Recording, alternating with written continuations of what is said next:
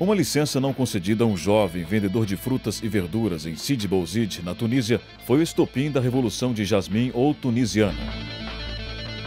Mohamed Bouazizi, de 26 anos, alegando não suportar mais pagar propinas a fiscais corruptos, se suicidou ateando fogo ao próprio corpo. A revolução dá início a manifestações que culminaram com a queda no dia 14 de janeiro do presidente da Tunísia, Zine El Abidine Ben Ali, no poder há 24 anos. A data representa o início de uma nova era para o mundo árabe. O que parecia mais uma caída de governo em alguma parte do mundo se torna no modelo a ser seguido por outros povos que vivem em ditaduras semelhantes. O caso marca o que até então era considerado imponderável. E parece que derrubar governos ditadores viraria moda, mania de internet. O próximo destino das revoltas árabes seria o Egito. Desde a década de 1950, governado por militares, a nação dos faraós tinha Hosni Mubarak no poder há quase 3 décadas.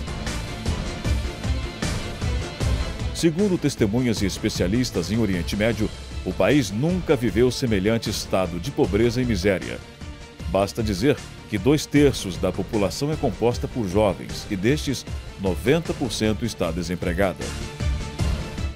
As redes sociais incendiaram este contingente jovem que, após 18 dias de protestos, derrubou Hosni Mubarak, líder de um decadente governo militar. Ainda continua no poder, mas que promete fazer a transição a um governo civil.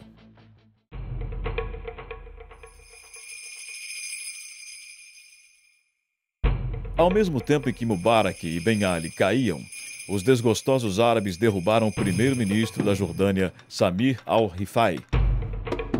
No Líbano, caiu constitucionalmente o governo de Saad al-Hariri. Mas as revoltas árabes continuaram. Iêmen seguiu os modelos vizinhos e saiu às ruas para protestar. Como consequência, Ali Abdullah Saleh, no poder há 33 anos, declarou que não concorrerá mais às eleições. Iraquianos e iranianos também se pronunciaram e o primeiro-ministro do Iraque, Nouri al-Malik, declarou que também não vai se candidatar à reeleição em 2014. E agora é a vez da Líbia, 12º produtor mundial de petróleo. Centenas de pessoas já foram mortas por pedirem o fim do regime liderado por Muammar Gaddafi. À frente do país africano desde 1969, o ditador líbio é considerado um dos mais cruéis do mundo. Ele está prestes a cair, pressionado pelas principais potências mundiais. O que acontece com o mundo árabe? O que está por trás de tantas revoltas? A falta de liberdade de expressão, de direitos humanos, o petróleo ou temas religiosos? Estas e outras questões serão abordadas à luz da Bíblia no programa que começa agora. Olá, muito boa noite. Está começando o programa Mundo Árabe, a Revolução Inesperada. E você está convidado a participar com a gente durante 1 hora de reflexões, debates e questionamentos sobre o que está acontecendo no mundo árabe. Se há 3 meses atrás perguntássemos a analistas políticos se essa onda de protestos iria acontecer, iria derrubar ditaduras, eles diriam que isso seria praticamente impossível. Então, o que nós estamos acompanhando na mídia, esse momento que o mundo árabe está passando, é um momento histórico. E para nos ajudar a refletir, a questionar e a pensar sobre tudo o que está acontecendo, nós temos, além de você que está aí do outro lado, alguns convidados especiais aqui no estúdio. Dr. Rodrigo Silva, boa noite. Boa noite, Betina. É um prazer estar aqui mais uma vez na TV Novo Tempo. É bom tê-lo com a gente aqui. Dr. Rodrigo Silva é doutor em Teologia Bíblica pela Pontifícia Faculdade de Teologia de São Paulo. É pós-doutor em Arqueologia Bíblica pela Universidade de Andrews, nos Estados Unidos. É isso mesmo, né? E também é graduado em Teologia e Filosofia e mestre em Teologia Histórica. E atualmente está concluindo aí o 2º doutorado em Arqueologia Clássica pela USP. E tem também aí algumas experiências em escavações no Oriente Médio, doutor Rodrigo?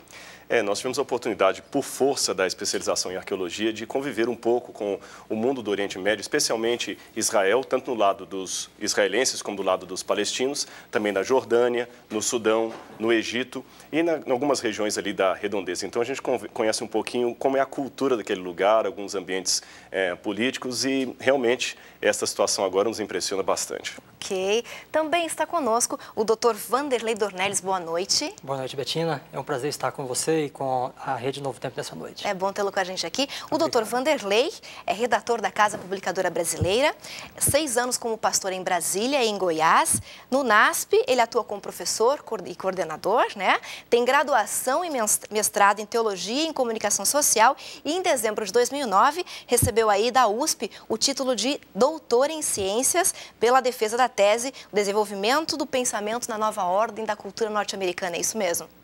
Isso. Todos os impérios, Betina, têm um fundamento, né, religioso ou mitológico que dá sustentação à ideia de um império.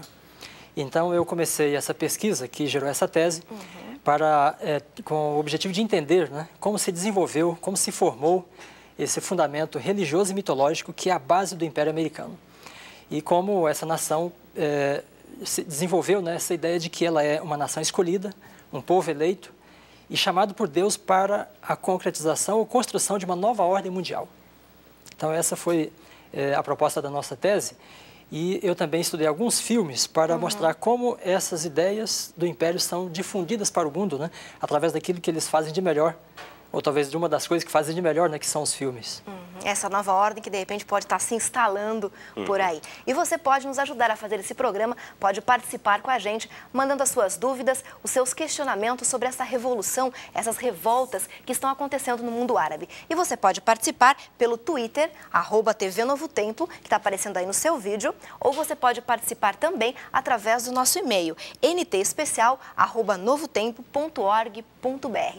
Mande a sua pergunta, que durante 1 hora nós vamos discutir essas questões que estão deixando o mundo de uma forma em geral muito surpreso. Dr. Rodrigo Silva, ninguém esperava que acontecesse isso e realmente, de maneira internacional, o mundo está surpreso. Realmente, o mundo está surpreso e nos últimos anos nós temos visto transformações que, na verdade, os políticos talvez já sabiam delas, mas nós, como você falou, o público leigo, o público geral, não tínhamos conhecimento disso. Você vê a queda do Muro de Berlim, foi algo praticamente inesperado, a perestroika de uma hora para outra e, novamente, nós estamos vendo um novo andar da carruagem muito acelerado. De uma hora para outra, o mundo árabe está modificando-se acentuadamente. E nós somos obrigados, a minha área da filosofia também aí, a fazer uma leitura filosófica e pela teologia também uma leitura profética de tudo isso. O que significam esses acontecimentos? Uma coisa é fato, os acontecimentos estão sendo rápidos, surpreendentes e de consequências extraordinárias, de proporções nunca imagináveis.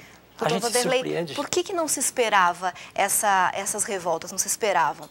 Tem-se uma cultura que determina, que controla e, de repente, tudo vai mudar. É isso que está acontecendo? As ditaduras são regimes fechados, né? Principalmente para a comunicação. Então, como nós não sabemos o que está acontecendo dentro de uma ditadura, quando explode uma revolução, a gente fica surpreso, né? Mas a gente sabe, presume que pessoas estão morrendo, que o dinheiro é gasto, né, de forma imprópria, que há muita injustiça, mas o povo é reprimido. E então isso chega até um ponto que a repressão perde o controle, né? E então vem uma revolução.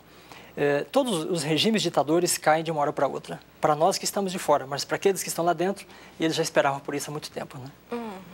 Essa necessidade de ter liberdade, de poder se expressar, de repente isso veio à tona.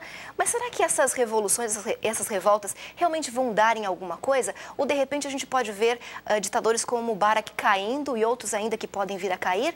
E de repente outros ditadores não podem ser conduzidos, doutor Rodrigo, ao poder e permanecer como está o regime militar? Claro. Tanto é que apenas um adendo no que o professor Dornelles falou, realmente eles esperam, mas ao mesmo tempo não. Fazendo uma comparação, Hitler, o Reich caindo, toda a potência alemã dando baixas, e Hitler se achando ainda um deus que ia ficar, e os últimos com ele ali, achando que Berlim não cairia jamais.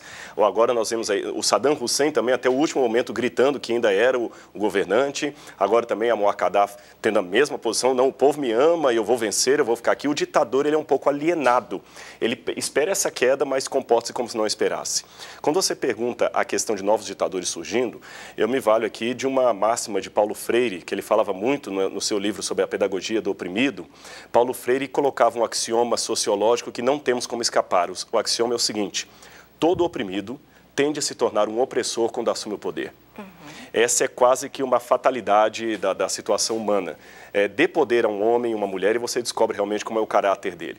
Infelizmente, nós vivemos realmente num mundo que em coisas são consertadas para novos problemas surgirem. Até quando será isso? É uma boa pergunta. Mas, de fato, pode ser que uma opressão caia para surgir outro governo de opressão, e é bom que se deixe claro que há mais de uma maneira de fazer opressão. Eu posso, por mais contraditória que pareça a minha frase, fazer uma opressão automaticamente, grandemente democrática.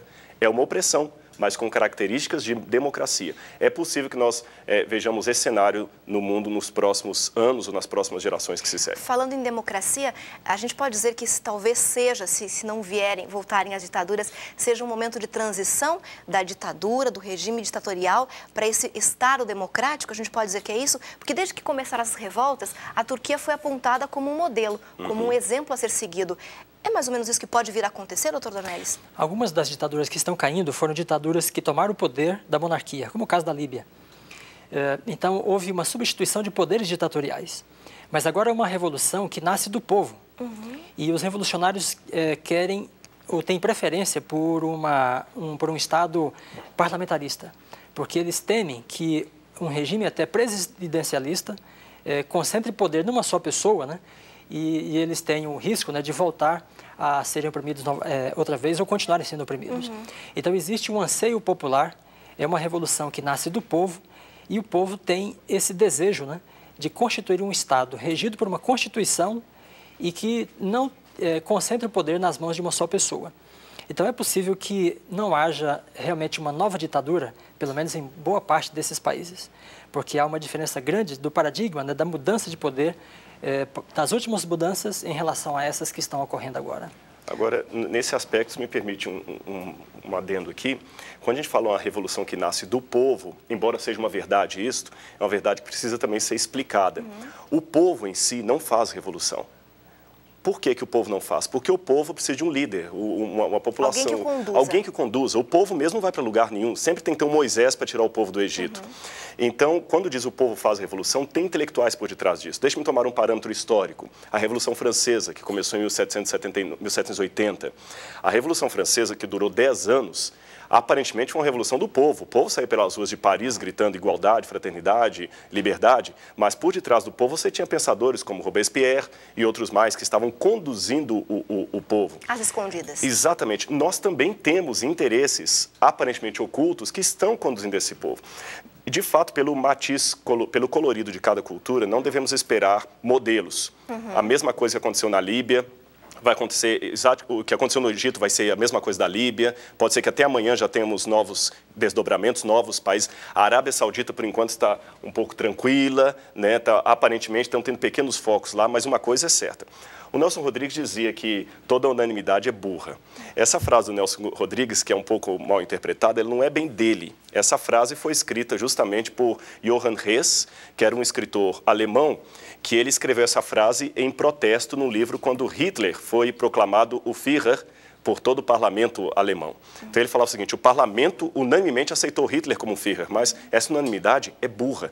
Então, fazer um desdobramento disso, nós não vamos esperar que os matizes sejam iguais, porém, é possível se traçar tendências. E quais seriam essas tendências? Entre os revolucionários, há líderes como pesquisadores da cultura islâmica, professores universitários, donos de escola, intelectuais, advogados. E essas pessoas são membros da comunidade, são membros da sociedade, são formadores de opinião. Então, é uma revolução do povo na medida em que nasce a partir de pessoas integradas ao povo, né? E não de pessoas que estão dentro do Estado. Quando Gaddafi tomou o poder, ele era um coronel da monarquia, alguém do próprio Estado, né? Um chefe das Forças Armadas. Então, existe essa diferença, embora eu preciso concordar com o professor Rodrigo, de que o povo realmente, muitas vezes, luta e nem sempre leva o melhor da vitória, né? Porque há líderes, e às vezes os líderes terminam depois traindo o povo. Mas há essa diferença que a gente precisa notar. E esperamos, né, que ela traga um resultado bem melhor para essa gente que precisa de liberdade, né? De que os seus direitos sejam respeitados, que eles tenham direito à educação e à saúde, né? Coisa que para nós aqui achamos que temos pouco, mas temos muito mais do que eles. Eu queria voltar numa questão que o doutor Rodrigo falou a respeito desses motivadores que de repente ficam escondidos, né? Os pensadores, alguém que conduz o povo. Será que por detrás de tudo isso não tem um fator econômico muito forte? Porque a gente sabe que a região de conflito ali é uma região petrolífera, né? E que serve como área de transporte de matéria-prima para o Ocidente, através do canal de Suez. Não tem, de repente, um motivador econômico muito forte por trás e não está sendo divulgado isso? Eu chego quase a falar uma coisa que eu não sei se o professor Dornelles vai concordar comigo, Betina, mas eu tenho quase que uma ideia que esse fator econômico chega a ser superior ao fator religioso. Embora, quando fale de Oriente Médio, quando fale de povo muçulmano, a primeira coisa que vem à cabeça é o Islã, é o Alcorão, é Mohammed, o profeta, e Alá, o único Deus, etc. Esses motivadores são a propaganda, mas por detrás da propaganda sempre tem uma intenção. Você sabe, tem a propaganda do rapaz e da moça bonita num carro, mas por detrás existem interesses comerciais, a imagem é apenas um conduto de sedução. Eu acho que o fator político e, principalmente, como você colocou, econômico, supera isso. Só para você ter uma noção, só um exemplo rápido aqui, só para ter uma noção. Ele está se mexendo na cadeira ali, acho que ele não concorda muito. Porque a tese dele é a base religiosa, né? Eu li uma parte da tese dele, só que é interessante que a religião nem sempre vai vir na forma teológica, doutrinária, como nós imaginamos. Eu posso falar de religião até no meio ateísta, comportamento religioso, melhor dizendo. A comunidade, você vê os próprios árabes, a Irmandade Árabe, formada em 1928, eles mesmos não têm interesse em tomar o poder do Egito agora, porque eles sabem que eles não vão ser bem recebidos pelo mundo ocidental. Eu só queria dar essa evidência antes de dar a palavra para ele. A Irmandade Árabe, que é o que todo mundo tinha medo que tomasse o poder no Egito, depois que Hosni Mubarak deixasse o poder, que eles tomassem, que ia ser uma ditadura, eles não querem. Porque eles sabem que alguns regimes totalitários, ou que têm aparência disso, como o Hamas, acabam dando um tiro do próprio pé, porque são países que ficam isolados. E nem o mais acirrado líder quer ficar isolado do mundo comercial ocidental. O senhor concorda nessa tese, doutor Rodrigo, mais econômica do que religiosa? Sabe, quando eu estava defendendo minha tese na USP, um professor disse assim, você falou muito de religião, mas o que move o mundo é o dinheiro. Olha só. Não fui eu, viu? Foi outro. Mas o dinheiro também faz parte da religião. Bom, desde que o Ocidente tornou-se um espelho para o mundo, né, e as pessoas estão vendo o que o Ocidente tem, né, em termos de entretenimento, em termos de consumo de bens, de consumo de tecnologia, então o poder aquisitivo para ter esses bens tornou-se um objetivo, né, e quase que um projeto de vida de todo mundo. E nós vemos agora nessas revoluções os jovens, né, lutando para ter liberdade porque eles querem ter também condições de consumo. Então existe uma motivação econômica forte. Mas há questões religiosas fortes também atravessadas, né, nessas revoluções e elas precisam ser consideradas. Mas mais à frente um pouco nós vamos voltar a esse tema da religião. Né? Mais fortemente sobre essa questão, né? Eu queria perguntar para os senhores se vocês acreditam que o Islã sai fortalecido dessa questão ou ele não escapa da globalização? Bem, quem vai responder primeiro? Eu vou começar com um detalhe, a gente tem que entender a mente do pessoal do Oriente Médio para poder entender alguns processos. Essa questão. E outras também. Convivendo com eles, como eu convivi de perto, porque uma coisa é você ir até o Oriente Médio como turista. Você vai no ônibus, tira foto e volta. Outra coisa é você ir tendo que ir ao supermercado, pegando ônibus, indo para aula. Quanto tempo o senhor ficou lá? Na verdade, eu nunca morei lá, mas durante vários verões eu ia, quando eu fiz o curso pela Universidade Hebraica, e a gente passava todo o verão do Hemisfério Norte lá em escavações. Então, no sábado, voltava para Jerusalém e tudo. No Egito também, quando a gente foi, a gente passou lá um mês. Você conhece bem aquela cultura? Exatamente. Indo de pegar ônibus mesmo, de pegar táxis, de tentar arriscar uma, duas, três palavras em árabe ou hebraico, de ser confundido com o egípcio, e ter que falar em Israel que você não era a Namazri, né? Eu sempre brincava, namaz, enfim, em árabe, eu sou egípcio. Então o pessoal pensava que eu era e pedia documento no Brasil, nunca fui parado. E lá eu tinha que falar que sou brasileiro e as pessoas pediam para falar português para ter certeza que era mesmo. Para confirmar. E eu não sei, meu vocabulário de árabe se resume a 5, 6 palavras, não vai mais além do que isso. Mas o fato é que uma coisa eu aprendi, Betina, com a cultura desse povo, e é interessante o telespectador em casa entender. No Ocidente, nós fomos obrigados, por razões culturais distintas, a fazer uma dicotomia entre sagrado e profano, entre religião e Estado, entre igreja e governo. No Oriente, na mentalidade oriental, desde os tempos milenares, isso perpetua até hoje, não existe simplesmente esta distinção. Não existe essa questão aqui de eu ser religioso ou profissional. Para eles, as coisas se misturam. Então, quando a gente pergunta assim, como sai o islamismo está misturado com toda essa questão. Coisa só.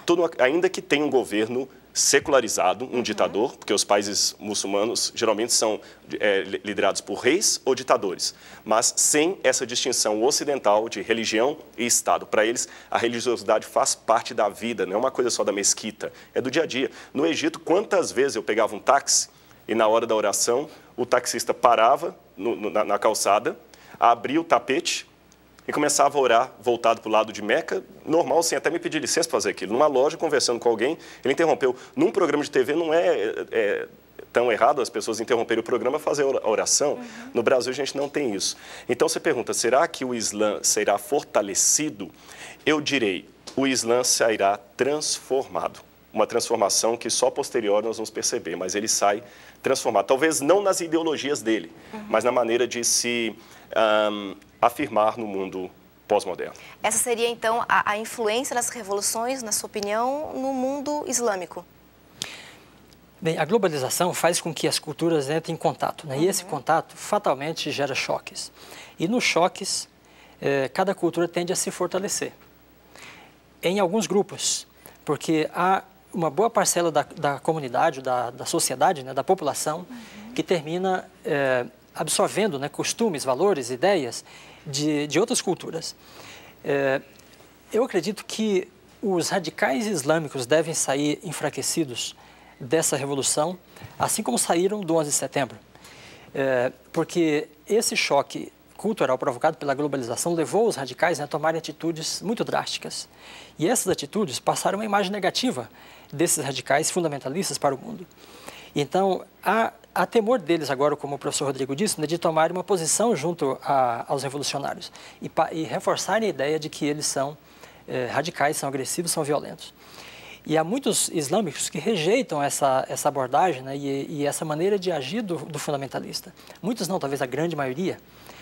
Então, há a possibilidade de o islamismo absorver muitos valores ocidentais, inclusive cristãos, mas é possível que um grupo radical ainda permaneça por muito tempo.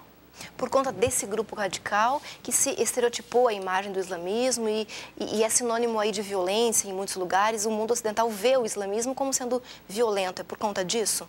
Há também o problema do modelo da imprensa, né? A imprensa divulga aquilo que é agressivo, que chama atenção, né? Violência, sangue, morte. Então, nós sabemos do islamismo aquilo que ouvimos dos ataques terroristas. Mas há muitas coisas do islamismo que nós não sabemos. E, sem dúvida, muitos deles lamentam que essa imagem distorcida seja passada para o mundo ocidental. Porque há valores no islamismo que as pessoas desconhecem. E há contravalores que são divulgados pelos radicais que certamente a Irmandade Islâmica não gostaria que fossem mantidos, né? Eu posso dar um exemplo de valores positivos do islamismo? Por favor. Eu vou falar de um deles. Aqui no Ocidente, a gente tem sempre o costume de dar ofertas para as religiões, os dízimos, todas as igrejas, a igreja católica, as igrejas evangélicas, de um modo geral. Algumas de uma maneira mais agressiva, criou-se até também um estereótipo ruim da religião por causa disso. No mundo muçulmano, na religião do Alcorão, é obrigatório que todo muçulmano dê uma oferta, como se fosse um dízimo, para os pobres. Ele é obrigado a dar para a mesquita, mas também dá para os... É como se fosse um imposto, só que não governamental, porque lembra, não tem essa distinção de secular e sagrado que nós temos. É o imposto que para ele não importa se é para o governo ou para Allah. Para ele é uma coisa só, que ele é obrigado a dar para os pobres. É um segundo dízimo, digamos assim. Eles têm dízimo social. Um dízimo social. Eles são obrigados a isso por religião, conforme está prescrito por Muhammad, o profeta, no Alcorão. Ok, a gente vai para o intervalo rapidinho, a gente já volta com os nossos questionamentos aqui e você pode participar do nosso programa. Você pode mandar as suas perguntas pelo Twitter, @TV Novo Tempo, ou então para o nosso e-mail, ntespecial@novotempo.org.br. A gente vai para o intervalo rapidinho, daqui a pouco a gente volta para falar da influência dos Estados Unidos, quais são os reflexos e como o mundo ocidental está recebendo essas revoltas no mundo árabe. Até já.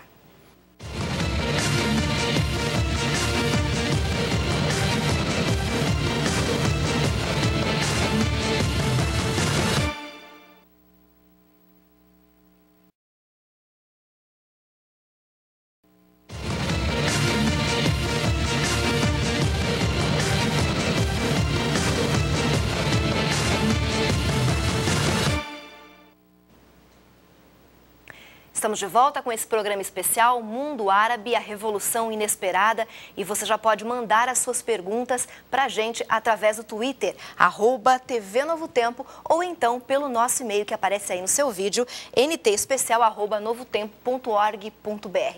Nós já estamos recebendo algumas perguntas e já vamos passá-las ao Dr. Rodrigo Silva e ao Dr. Vanderlei Dornelles, que estão conosco hoje aqui para discutir as questões que envolvem o mundo árabe. Nós falamos aí da queda de alguns ditadores, nós falamos aí da questão religiosa, né, da força do islamismo. E agora eu queria saber dos senhores qual é o papel dos Estados Unidos nesse cenário, doutor Rodrigo. É interessante. Os Estados Unidos têm um papel interessante. É um papel muito interessante. Os Estados Unidos, eles aparentam muito... Eu gosto sempre de trabalhar a história fazendo comparações. Não que eu acredite numa história cíclica, mas eu acho que as comparações, elas sempre são interessantes. Os Estados Unidos, eles se parecem muito com o comportamento da Roma antiga. Ele age, às vezes, entre dois inimigos, fazendo o papel de amigo de um, depois amigo do outro, depois parece que ele está interessado em um, quando ele se enfraquece, ele se interessa pelo outro. É o que acontece agora, né? Um pouco apoio revolucionário, um pouco apoio ao governo. Exatamente. O Hosni Mubarak, ele não queria que saísse do poder, era interessante para os americanos que ele ficasse aí, porque ele era o eixo, justamente, que ajudava na paz ali na Península do Sinai com Israel, que é o mais forte aliado dos Estados Unidos ali. Depois, ele mudou o discurso, já achava que o presidente deveria sair. A Líbia, por seu fornecimento de petróleo, também era aliada, tinha até uma cadeira no Conselho de Segurança da ONU. Agora, a própria Hillary Clinton vai e pede que o ditador saia. Então, os Estados Unidos parece que eles vão jogando de acordo com as situações, mas tem muitos detalhes que a mídia não está cobrindo. E eu acredito que os Estados Unidos ainda estão fazendo o papel de xerife do mundo, numa situação muito mais confortável do que na época da Guerra do Golfo Pérsico, seja do Bush pai ou do Bush filho. Porque o presidente Barack Obama, ele tem uma situação muito mais confortável perante o mundo. Ele não está isolado com a Inglaterra, como foi na época da Guerra do Iraque. Ele agora está o mundo, a ONU está fechando com ele. Ele está numa situação muito mais confortável. E eu acredito sim que os Estados Unidos estão sendo fortalecidos como, novamente, o xerife do planeta Terra. O encaminhamento para uma hegemonia americana, então, no futuro, doutor Vanderlei Dornelles. Olha, num dos discursos importantes do ex-presidente Bush dos Estados Unidos, né, ele disse que a liberdade não é um presente da América para o mundo, mas um presente de Deus para a humanidade, que ele se vê no papel de entregar. Então, eu acredito que, por parte do sonho americano, né, muitos americanos estão festejando essas revoluções. Assim como no século XVIII, né, os americanos festejaram a Revolução Francesa, 20 anos depois da Revolução Americana. Então, o americano que conhece o sonho americano, que luta por esse sonho americano e acredita nele, né, vê toda a revolução em prol da liberdade como uma realização desse sonho. Então, o Bush acreditava, né, assim como uma tradição de americanos, né, que a liberdade é um presente, é um valor que finalmente vai alcançar toda a face da Terra. E, embora algumas situações pareçam fugir ao controle dos Estados Unidos, eles mantiveram alguns ditadores por muito tempo, mas agora esses ditadores estão caindo. Mas a parte dessas questões logísticas da política, né, existe esse sonho americano de que a liberdade seja compartilhada no mundo. E essas revoluções, elas sinalizam nesse sentido. Eu li um testemunho um depoimento de uma pessoa, de um revolucionário, ele disse: olha, nós sentimos o gosto da liberdade e jamais voltaremos atrás. Então, eu creio que a cultura americana, o regime americano, né, fundado no princípio da liberdade, tem, nesse momento, um momento de festa. Se eu sou livre, eu posso escolher A quem eu sirvo, a quem eu adoro, o que eu faço, o que eu não faço. Vocês acreditam que essas revoltas que estão acontecendo, que estão encaminhando para uma liberdade, digamos assim, também abre as portas para a pregação do Evangelho? Eu não sou tão otimista. Não sou tão otimista. O cenário não é tão positivo? Não, então. não é. Primeiro, assim, liberdade também é uma questão que às vezes você pode ter liberdade dentro de uma ordem. Você tem a liberdade para escolher entre A e B. Não pode escolher o C. É uma liberdade muito limitada. Então, para começo de conversa, é complicado nós fazermos prognósticos, porque às vezes o prognóstico pode acertar, pode errar. Ontem, foi veiculado inclusive pela BBC de Londres isso, o único ministro do Paquistão que era cristão foi assassinado. Alguns acreditam que por rebeldes controlados pelo próprio governo do Paquistão, porque ele estava querendo levar para o Congresso um plano de revolução contra a lei da blasfêmia, que no Paquistão, quem é condenado com o crime da blasfêmia pode ser morto. Por exemplo, houve uma cristã, uma mulher no ano passado, que foi condenada à morte por apedrejamento, porque ela questionou uma questão do Alcorão que alguns pensaram que ela estava blasfemando de Maomé. Ela jurou que não estava blasfemando. Então, eu não sou tão otimista e também não acredito que os cristãos devam esperar esse tipo de abertura, se vier. Que bom, você vai até usar uma palavra árabe, Inshallah, né? Que assim seja, se vier, que assim seja. Mas eu não posso afirmar que virá. Quem controlará perante a Bíblia a pregação do Evangelho de todo mundo é o poder do Espírito Santo. E a história nos revela que o Evangelho foi mais veementemente pregado quando enfrentou oposição, quando enfrentou ditadura e perseguição, do que quando enfrentou portas abertas. Então, sem querer ser essencialmente pessimista, eu não acredito que os cristãos agora devem começar a proclamar nas igrejas que o mundo árabe vai abrir as portas para os missionários. Mas a gente pode falar que não há prognóstico talvez disso. seja o início de um processo. A gente pode dizer que esse momento é um cenário profético ou não? Isso sim. As revoluções estão acontecendo exatamente no meio da janela 1040. O que é a janela 1040? É a faixa do globo, né, que vai desde o oeste da África até a Ásia, passando pelo Oriente Médio. Então, nessa faixa, que se mede, fala 1040 porque 10 por 40, um retângulo, então há 66 países. 2/3 da população mundial vivem nessa faixa. Mas somente 8% dos missionários cristãos atuantes do mundo atuam nessa região. Então, é uma região fechada para o Evangelho. As revoluções estão acontecendo exatamente nos países mais fechados. Então, não é que as revoluções vão provocar uma abertura para o Evangelho, né? Mas há uma mudança estrutural, uma mudança de sociedade que pode estar em curso, e essa mudança provavelmente e muito possivelmente vai contribuir, né, para uma abertura, primeiro para a democracia, para direitos humanos, para a tecnologia, para a educação e também para a religião. Para uma pluralidade de religião, que é o que não há nesses países. Então, esses países têm 3 religiões principais, que são o islamismo, o budismo e o hinduísmo. Então, todas elas, de alguma forma, se relacionam com poderes ditatoriais de forma a se conformar com eles. E uma mudança nesses poderes certamente fará algum tipo de mudança nas ordens religiosas. Alguns dos revolucionários estão esperando, né, e acreditando que uma pluralidade democrática vai favorecer uma pluralidade religiosa. Então, é nessa cunha, né, que o Evangelho deverá entrar. Nós acreditamos que Jesus só vem quando o Evangelho for pregado a todo mundo. Mas há aí 2/3 da população mundial em que há apenas 4% em média, né, de cristãos em toda essa população. E toda essa gente precisa ser alcançada pelo Evangelho, do contrário, receber a mensagem. Mateus 24:14 não estará cumprido ainda. Né? E deixa eu fazer só um complemento para não parecer contraditório. Eu concordo com a fala dele para não parecer contraditório, como eu falei, não sou tão otimista assim, é um debate, né? Tem que discordar às vezes também, né? Quando eu disse que não sou tão otimista, é no sentido assim, agora que ótimo, as empresas, as agências missionárias vão poder mandar missionários para lá, os missionários vão ter carimbo no passaporte. Eu vi muita gente mandando e-mail para mim, no Twitter houve essa discussão, algumas pessoas antecipando um otimismo que nós não temos nenhuma base profética ou política para fazer essa afirmação. Eu acredito sim que o Evangelho vai ser pregado, mas quando nós lemos o Apocalipse, o Evangelho vai ser pregado com o poder do Espírito Santo, mas sob uma situação aparentemente conflitante. Vai ser uma situação de democracia, porque a Bíblia fala que o anticristo vai ser aclamado pelas multidões, as multidões que vão querer o anticristo no poder, mas ao mesmo tempo de perseguição de um remanescente fiel.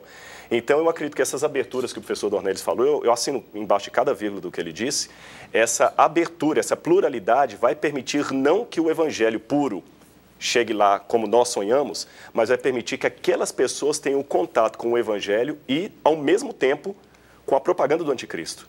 E aí vai ser interessante que as duas coisas vão atingir lá, a propaganda do anticristo ocidental e o evangelho da verdade. Então as pessoas vão ver o erro e a mentira pela primeira vez colocados lado a lado e vão ter a oportunidade de se decidir, mesmo que os missionários ainda continuem tendo barreiras sociopolíticas para chegarem até lá, como nós hoje fazemos.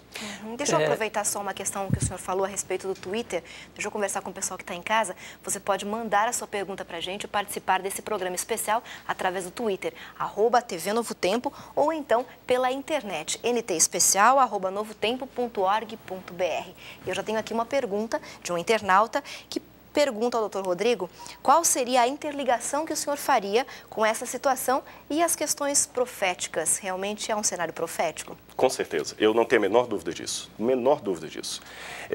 Como eu falei, nós temos que tomar cuidado ao falarmos de prognósticos futuros e, ao mesmo tempo, de colocar acento profético em cada coisa que está acontecendo. Olha isso aqui, aquilo, Saddam Hussein, a besta do Apocalipse, cada época um.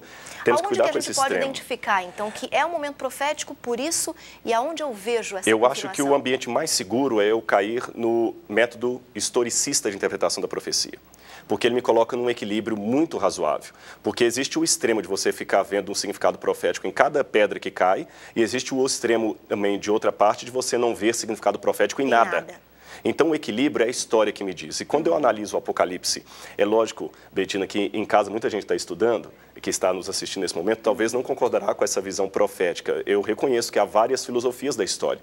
Tem gente que trabalha com a história cíclica, tem gente que trabalha com a história linear, tem gente que trabalha com o conceito progressista de história, com o conceito essencialista.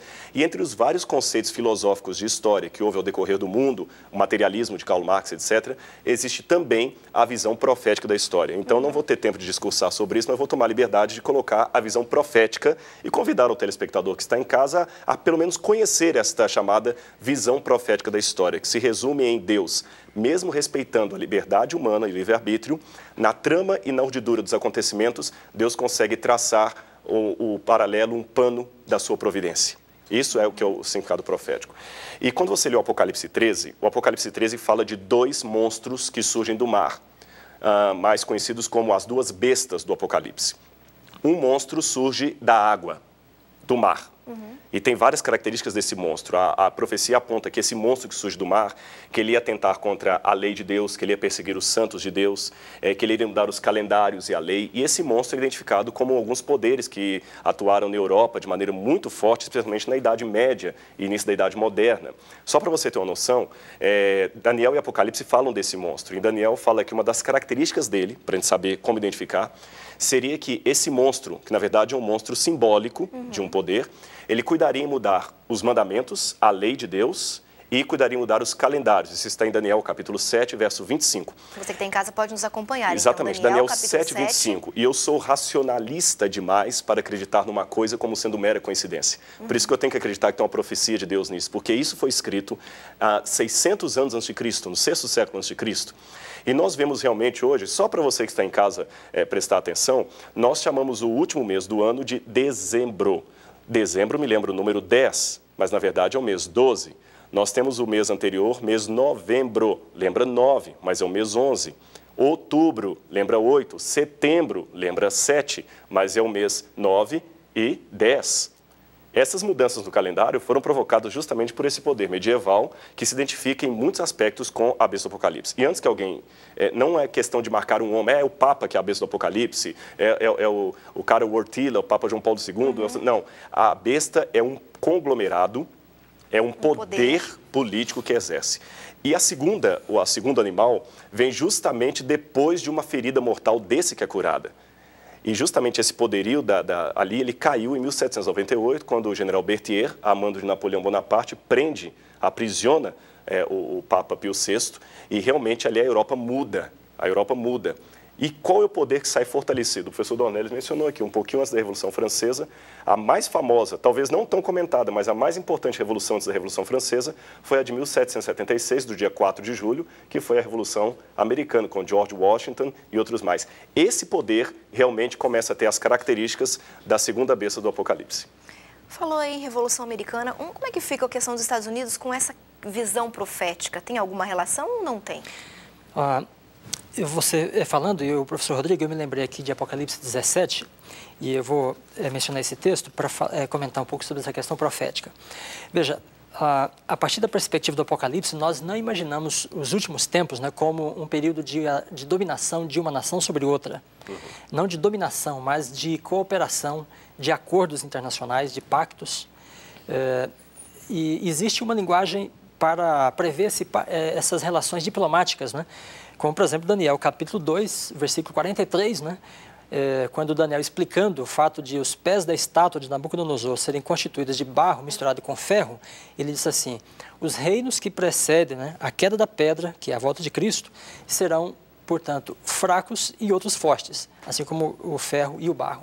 Aí ele diz assim: eles não vão se juntar num só, mas eles vão se conectar através de casamentos. Então essa é uma linguagem diplomática para falar desse período. Então como é que nós relacionamos essas revoluções com as profecias? Não podemos dizer que uma profecia esteja se cumprindo, mas que um andamento da história, né, caminha para o cumprimento profético. Então, Apocalipse 17 fala de Babilônia, e a imagem de Babilônia é muito interessante aqui, muito sugestiva.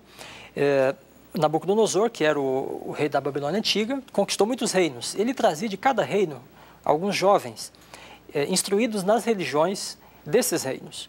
E ele julgava que se ele tivesse todas as religiões representadas no país dele, ele seria o país mais forte e jamais iria cair, porque ele teria, assim, todos os deuses com ele. Então a palavra Babilônia caracteriza exatamente isso, né, que é uma junção de muitos poderes, muitas forças espirituais e religiosas. E essa imagem da Babilônia de Daniel, do Antigo Testamento, é trazida para o Apocalipse. Então, quando ela é aplicada aqui, ela prevê o momento, né, em que todas as nações da Terra estarão, de alguma forma, ligadas, né, umas com as outras, independente de serem umas fortes e outras fracas. E para elas estarem ligadas assim, através de acordos, pactos, né, de contratos internacionais, elas precisam ter um regime minimamente semelhante. E vai chegar um momento, então, que elas, por terem regimes democráticos, como nós prevemos, acreditamos, né, elas vão entender que elas devem entregar esse poder ou partilhar o seu poder com a Babilônia. A gente fala, então, de um padrão religioso, de uma hegemonia religiosa? Não uma hegemonia religiosa, mas de um convívio de religiões, né? Um convívio de poderes políticos, facilitado pelo convívio de religiões.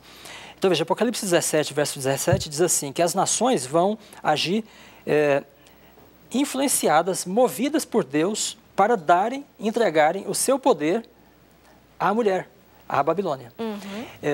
Então, o que nós estamos vendo agora é uma revolução que promete, né, levar a democracia e direitos humanos para essa parte do mundo. E só depois disso é que a gente pode imaginar que essas nações farão acordos mais diretos, né, mais bem relacionados com as nações ocidentais e com as nações democráticas do mundo de hoje. E quando elas tiverem condição desses relacionamentos, como nações livres, né, então é que as duas bestas poderão agir.